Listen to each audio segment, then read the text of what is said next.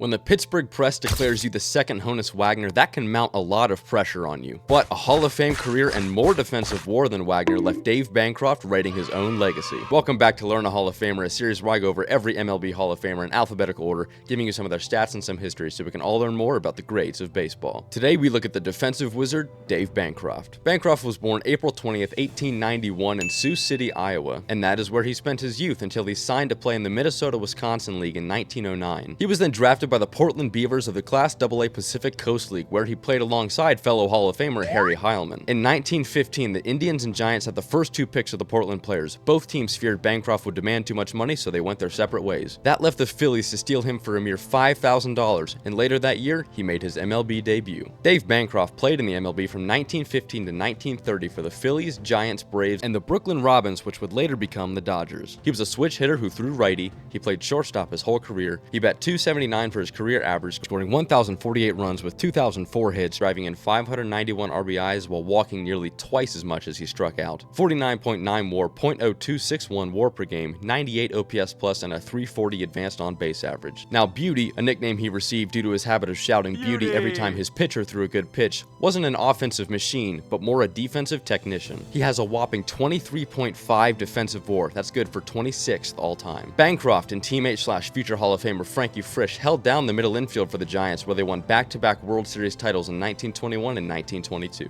And during his playing days in Boston, Bancroft was a player-manager for them from 1924 to 1927. Bancroft was elected into the Hall of Fame in 1971 via the Veterans Committee. He passed away October 9th, 1972 at the age of 81 in Superior, Wisconsin. As always, thank you guys so much for coming to class. I've been Professor Baseball, you've been great, and I will see you next time.